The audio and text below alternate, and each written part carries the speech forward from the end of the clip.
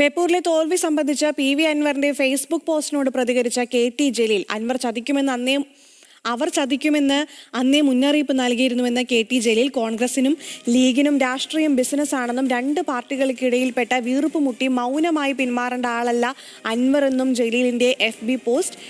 വിവരങ്ങളുമായി പ്രസാദ് ഉടുമ്പിശ്ശേരി ചേരുന്നു. പ്രസാദ്, ഇപ്പോൾ അൻവറിന് അനുകൂലമായൊരു പോസ്റ്റാണ് ജലീൽ പങ്കുവച്ചിരിക്കുന്നത്. എന്തൊക്കെയാണ് വിശദാംശങ്ങൾ?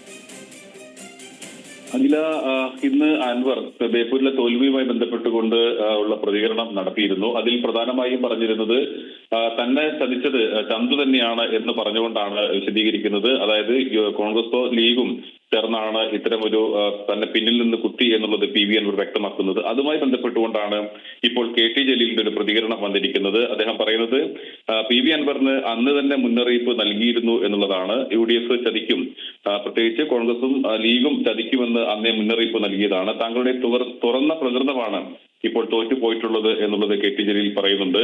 അതോടൊപ്പം തന്നെ ഇങ്ങനെ വീർപ്പും മുട്ടി മൗനമായി പിന്മാറേണ്ട ആളല്ല അൻവർ എന്നുകൂടി പറഞ്ഞാണ് KT ജലീൽ പറയുന്നത്. അതായത് അൻവറിന്റെ സാധാരണ രീതിയിൽ പ്രതികരിക്കുന്നത് പോലെ തന്നെ ഇത്തരം കാര്യങ്ങൾ വരുമ്പോൾ കുറച്ച് തുറന്ന് പ്രതികരിക്കണം എന്നുള്ള ഒരു ആഹ്വാനം കൂടിയാണ് KT ജലീൽ നൽകിയിട്ടുള്ളത്.